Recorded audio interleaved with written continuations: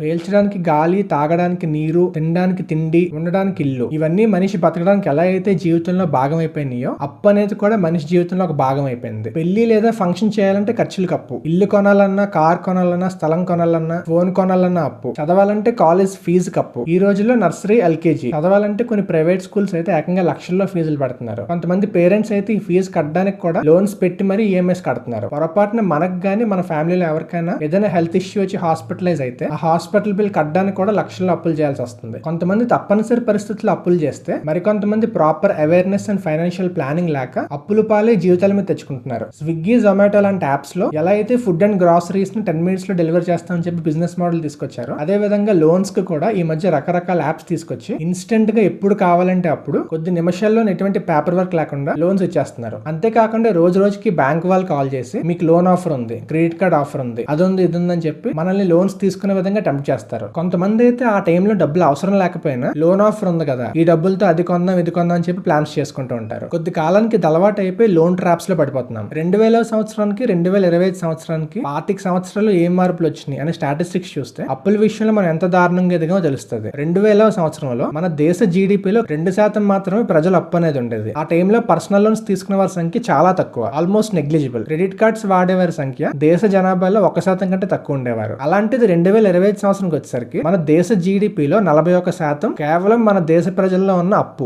దీన్ని బట్టి అర్థం చేసుకోవచ్చు గత 25 సంవత్సరాల్లో అప్పుల్లో మనం ఎంత బాగా ఎదిగామనేది. 2025 నాటికి 13 కోట్ల జనాభా పర్సనల్ లోన్స్ తీసుకుంటున్నారంట. ఇంకా క్రెడిట్ కార్డ్స్ వాడేవారి సంఖ్య 2020లో 1% నుంచి 2025కి వచ్చేసరికి 8% మారింది. అంటే దాదాపుగా 12 కోట్ల మంది జనాభా క్రెడిట్ కార్డ్స్ వాడుతున్నారు. 15-20 సంవత్సరాల ముందు వరకు చాలా మంది సేవ్ చేసుకున్న డబ్బులతో రిటైర్మెంట్ వయసు వచ్చేసరికి హౌస్ కట్టుకునేవారు. కానీ ఇప్పుడు ఆల్మోస్ట్ ఇల్లు కొనేవారు గానీ, ఇల్లు కట్టుకునేవారు గానీ హోమ్ లోన్స్ తీసుకొని కడుతున్నారు. ఆల్మోస్ట్ ఏ వస్తువు కొనాలన్నా లోన్ తీసుకొని కొంటున్నారు. దీని వల్ల ప్రస్తుతం ఎవరైతే సంపాదిస్తున్నారు ఉన్నారో అందులో 80% మంది ఏదో ఒక లోన్ కలిగి ఉన్నవారే. ఒక అప్పు తీసుకొని ఆ డబ్బులను తీర్చలేకపోతే మరో కొత్త అప్పు తీసుకొని పాత అప్పులను క్లియర్ చేస్తున్నారు. మళ్ళీ ఈ అప్పును కట్టలేక ఇంకో అప్పు, అలా అప్పుల మీద అప్పులు చేసి పేకల దాకా తెచ్చుకుంటున్నారు. ఇది చూడడానికి ఎలా ఉంటున్నదంటే, ఒక గొయ్యను కప్పాలంటే కొత్త గొయ్యను తవ్వి ఆ మట్టితో పాత గొయ్యను కప్పుతున్నట్టు ఉంది. అలా గొయ్యలు తవ్వుకుంటూ మనం ఆ గోతులోంచి బయటికి రాలేనంత లోపలికి పూడుకుపోతున్నాం. కొంతకాలంకి ఎలా అనిపిస్తుంది అంటే, మన అవసరాల కోసం, మన బ్రతకడం కోసం అప్పులు చేస్తున్నామా, లేదా అప్పులు చేయడం కోసం, ఆ అప్పులను తీర్చడం కోసం బతుకుతున్నామా అన్నట్లు అనిపిస్తుంది. ఈ ప్రపంచంలో మనందరం డబ్బు వెంటబడి సొసైటీలో గుర్తింపు కోసమో లేదా ఇంకేదో కారణం కోసమో అప్పులు చేసి మనతో పాటు మన ఫ్యామిలీ మెంబర్స్ కి కూడా మనశ్శాంతి లేకుండా చేస్తున్నాం. ఈ వీడియోలో ఒకవేళ మీరు ఆల్రెడీ అప్పులు ఊబిలో పడి దీని నుంచి బయటపడాలంటే ఏం చేయాలి, లేదా ఒకవేళ మీరు స్టూడెంట్ అయినా, లేదా ఈ మధ్య జాబ్ వచ్చి కొత్తగా సెటిల్ అయినా అప్పుల బారిన పడకుండా ప్రాపర్ ఫైనాన్షియల్ ప్లానింగ్ తో మనశ్శాంతితో ప్రశాంతమైన జీవితం గడపాలంటే ఏం చేయాలి అనే విషయాలు ఈ వీడియోలో మాట్లాడుకుందాం. సో వీడియోని చివరి వరకు స్కిప్ చేయకుండా చూడండి. మా ఛానల్ ఇటువంటి useful and informative videos frequent గా వస్తుంటాయి. వీడియో మొత్తం చూసాక ఇన్ఫర్మేషన్ మీకు వాల్యుబుల్ అనిపిస్తే వీడియోకి లైక్ చేసి, ఒకవేళ మన ఛానల్ సబ్స్క్రైబ్ చేసి ఉండకపోతే సబ్స్క్రైబ్ చేసి పక్కన బెల్ ఐకాన్ ఆన్ చేసి పెట్టుకోండి. ఇటువంటి మంచి వీడియోస్ చేయడానికి మమ్మల్ని ప్రోత్సహించినట్టు అవుతుంది. Hi everyone, welcome to Vishnu son for. ఇంకా ఆలస్యం చేయకుండా వీడియోలోకి వెళ్ళిపోదాం.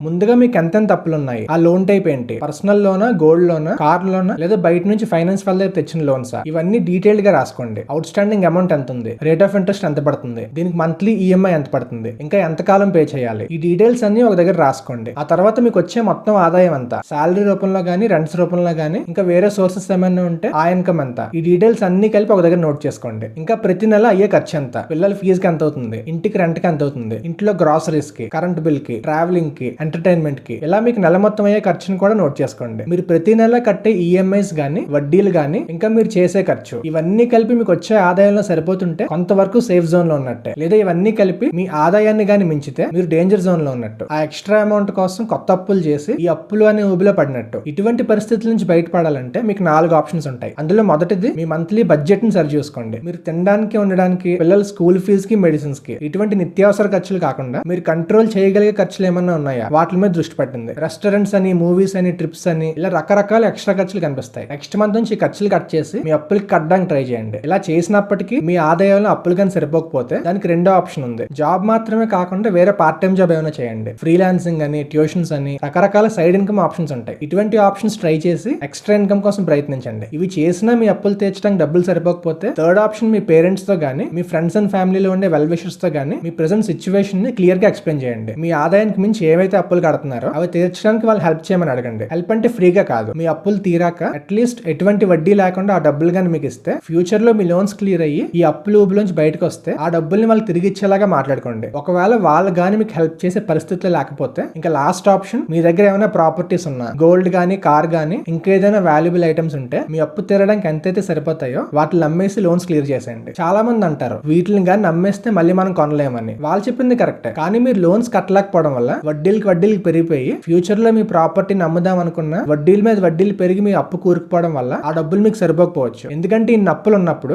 అప్పు ఎంత ఫాస్ట్ గా ఎదుగుతుందో అంతే ఫాస్ట్ గా మన ప్రాపర్టీస్ కానీ, గోల్డ్ కానీ కొన్ని సందర్భాలు ఎదుగు ఉండకపోవచ్చు. అందుకని ఏదైతే అదైంది, సో నా దగ్గర ఉండే ప్రాపర్టీస్ కానీ ఇటువంటి వస్తువులు కానీ అమ్మేసి లోన్స్ క్లియర్ చేసేసి ఆ తర్వాత ఒక ఛాలెంజ్ గా తీసుకోవాలి. సో నేను చేసిన తప్పు వల్ల ఇవి అమ్మాల్సిన పరిస్థితి వచ్చింది. సో ఫ్యూచర్ లో బాగా కష్టపడి ఏవైతే కోల్పోయానో అప్పు చేయకుండా సొంత డబ్బులతో కష్టపడి తిరిగి సంపాదించుకుంటాను అనే ఛాలెంజ్ తో మీరు ముందుకెళ్ళాలి. ఇలా చేయడం వల్ల తాత్కాలికంగా మిమ్మల్ని చిన్న చూపు చూస్తారు, కానీ అవన్నీ దాటుకొని సక్సెస్ఫుల్ పర్సన్ గా పైకి రావాలి. కొంతమందికి ఎలా ఉంటదంటే వాళ్ళ దగ్గర ఉన్నవన్నీ అమ్మేసుకున్న అప్పులు తీర్చలేని పరిస్థితి వస్తుంది. ఇంకొంతమంది వివిధ కారణాల వల్ల ఈ ప్రాపర్టీస్ అమ్మడానికి ఇష్టపడరు. అటువంటి టైంలో అప్పులను ఎలా క్లియర్ చేయాలంటే దానికి ఒక లాస్ట్ ఆప్షన్ ఉంది. దాని పేరే డెప్ట్ కన్సాలిడేషన్. అంటే మీరు ఎవరి దగ్గర అయితే అప్పులు తీసుకున్నారో బ్యాంక్ వాళ్ళ దగ్గర కానీ, లేదా లోకల్లో ఉండే ఫైనాన్స్ వాళ్ళ దగ్గర కానీ, లేదా రిలేటివ్స్ వాళ్ళ దగ్గర కానీ, వాళ్ళ దగ్గరికి వెళ్ళి ఓపెన్ గా మీ పరిస్థితి చెప్పండి. సో నా పరిస్థితి ఎలా ఉంది, అందుకే నేను అప్పులు తీర్చలేకపోతున్నాను, దానికి మీరే ఏదో ఒకటి చేసి సెటిల్మెంట్ చేయండి అని వాళ్ళని రిక్వెస్ట్ చేస్తే వడ్డీల్లో కొంత భాగం తగ్గించడం కానీ, లేదా ఇప్పుడు దాకా కట్టిన లోన్ లో కొంత డిస్కౌంట్ ఇచ్చి రిమైనింగ్ కట్టమని చెప్పడం కానీ చేస్తారు. దీనికి కొన్ని బ్యాంక్స్ ఏం చేస్తాయంటే మీ టోటల్ లోన్స్ ని వాళ్ళే క్లియర్ చేస్తారు. క్లియర్ చేసి ఆ అమౌంట్ మీ దగ్గర నుంచే సింగిల్ ఈఎంఐ రూపంలో రికవర్ చేస్తారు. ఎక్కువ టైం పెట్టి తక్కువ ఈఎంఐ పడేలాగా మీ దగ్గర నుంచి లాంగ్ టర్మ్ లో ఎక్కువ డబ్బులు వసూలు చేయడానికి ప్లాన్ చేస్తారు. దీనికి మీరు గుర్తుపెట్టుకోవాల్సిన విషయం ఏంటంటే లాంగ్ టర్మ్ లో మీరు ఎక్కువ అమౌంట్ లూజ్ అవుతారు, ఇంకా మీ సిబిల్ స్కోర్ ఇంపాక్ట్ అవుతుంది. దానివల్ల ఫ్యూచర్ లో ఏమైనా లోన్స్ కి వెళ్ళాలని ఇబ్బంది అవుతుంది. ఇవన్నీ మీకు ఓకే అయ్యి నేను ఫ్యూచర్ లో ఇంక లోన్ చేయను అనే ఉద్దేశంగా ఉంటే ఈ డెప్ట్ కన్సల్టేషన్ అనే మెథడ్ యూస్ చేయండి. ఈ ఆప్షన్స్ ఇంప్లిమెంట్ చేయడం చెప్పినంత ఈజీ కాదు, దానికి మీరు చాలా కష్టపడాలి, మీ ఇష్టాలను సాక్రిఫైస్ చేయాలి. అలా జీవితాంతం అప్పులతో సహజీవనం చేసి బాధపడే కంటే తాత్కాలికంగా కష్టాలు పడ్డ మంచిది కదా. దీని గురించి డీటెయిల్ గా ఆలోచించి మీరు కన్క్లూజన్ కి రండి. ఇప్పటి వరకు మనం చెప్పుకున్నంతా కూడా ఎవరైతే అప్పులు ఊబిలో పడిపోయి బయటికి రాలేకపోతున్నారో వాళ్ళకి యూజ్ అవుతుంది. ఇలా కాకుండా కొంతమందికి ఎలా ఉంటదంటే వాళ్ళు వచ్చే ఆదాయం అప్పులు కట్టడానికి సరిపోతుంది, అలా నెమ్మదిగా అప్పులు తీరిపోతున్నాయి కదా అని లైట్ తీసుకుంటూ ఉంటారు. ఆ బ్యాంక్ కూడా ఫోన్ చేసి లోన్ ఇస్తానన్నాడు కదా, సో లోన్ తీసుకుని ఈఎంఐ కట్టేస్తున్నాను కదా అనే స్టేట్ ఆఫ్ మైండ్ లో ఉంటాడు. ఇటువంటి మైండ్ సెట్ లో గాని ఉంటే మీకు తెలియకుండా చాలా డబ్బును కోల్పోయే అవకాశం ఉంటుంది. ఇందాక మనం చెప్పినట్టు లిస్ట్ ప్రిపేర్ చేసుకున్నారు కదా, ఏ లోన్ కి ఎంత పే చేస్తున్నావు, రేట్ ఆఫ్ ఇంట్రెస్ట్ ఎంత ఉంది, ఇంకా ఎన్ని నెలలు బాకీ ఉంది. సో ఇందులో రేట్ ఆఫ్ ఇంట్రెస్ట్ ని చూడండి. ఒకవేళ మీరు పర్సనల్ లోన్ గానీ తీసుకుని ఉంటే రేట్ ఆఫ్ ఇంట్రెస్ట్ ఒక్కొక్క బ్యాంక్ లో ఒక్కొక్కలాగా ఉంటుంది. ఒకవేళ మీరు తీసుకునే లోన్ గానీ 18% రేట్ ఆఫ్ ఇంట్రెస్ట్ అయ్యి ఉంటే కొన్ని బ్యాంక్స్ 11% ఇంట్రెస్ట్ కి పర్సనల్ లోన్స్ ఆఫర్ చేస్తున్నాయి. సో మీరు ఏం చేయాలంటే ఏ బ్యాంక్ అయితే తక్కువ రేట్ ఆఫ్ ఇంట్రెస్ట్ వడ్డీ ఇస్తున్నదో ఆ బ్యాంక్ దగ్గరికి వెళ్ళి లోన్ తీసుకోండి. ఆ లోన్ డబ్బులతో మీ పాత లోన్ క్లియర్ చేసి దీనివల్ల మీరు ఎంతైతే సేవ్ అయ్యారో ఆ అమౌంట్ ని వేరే దగ్గర ఇన్వెస్ట్ చేయండి, ఫ్యూచర్ లో మీకు ఉపయోగపడతాయి. సో ఊరికి ఇలాంటి డబ్బులన్నీ బ్యాంకులు తగలేసుకునే బదులు ఎంతైతే మీరు కోల్పోతున్నారో దాన్ని డీటెయిల్ గా పరిశీలించి ఫ్యూచర్ లో మీకోసం ఉపయోగపడేలాగా ప్లాన్ చేసుకోండి. ఇంకొంతమంది ఏం చేస్తారంటే వాళ్ళకి రెగ్యులర్ గా వచ్చే మంత్లీ ఇన్కమ్ తో పాటు అప్పుడప్పుడు అగ్రికల్చర్ మీద లేదా వేరే సోర్సెస్ మీద సంవత్సరానికి ఒకసారి అని లేదా అప్పుడప్పుడు ఎంత అని చెప్పి అమౌంట్ వస్తూ ఉంటది. ఒకవేళ మీకు గాని లోన్స్ ఉండుంటే ఆ డబ్బుల్ని ఖర్చు పెట్టకుండా లోన్స్ క్లియర్ చేయడానికి యూస్ చేయండి. ఇటువంటి సందర్భాల్లో కొంతమంది ఏం చేస్తారంటే వచ్చిన డబ్బులతో తక్కువ అమౌంట్ ఏదైతే లోన్ ఉందో దాన్ని కట్టేయడానికి ట్రై చేస్తారు, ఎందుకంటే సైకలాజికల్ సాటిస్ఫాక్షన్ కోసం. సో ఈ డబ్బులతో ఏదో ఒక అప్పు క్లియర్ అయిపోయింది కదా అనే స్టేట్ ఆఫ్ మైండ్ లో ఉంటారు. ఇటువంటి సందర్భాల్లో మీరు చూడాల్సింది ఏ లోన్ తక్కువ ఉందా కాదు, ఏ లోన్ కి ఎక్కువ రేట్ ఆఫ్ ఇంట్రెస్ట్ పడుతుంది అనే దాన్ని మీరు ఆలోచించాలి. అటువంటి లోన్స్ కట్టడానికి ట్రై చేయాలి. ఒకవేళ ఏదైతే లోన్ మీరు క్లియర్ చేయాలనుకుంటున్నారో ఆ లోనే కానీ రేట్ ఆఫ్ ఇంట్రెస్ట్ ఎక్కువ ఉంటే ప్రాబ్లం లేదు, మీరు అమౌంట్ సేవ్ చేసినట్టే. అలా కాకుండా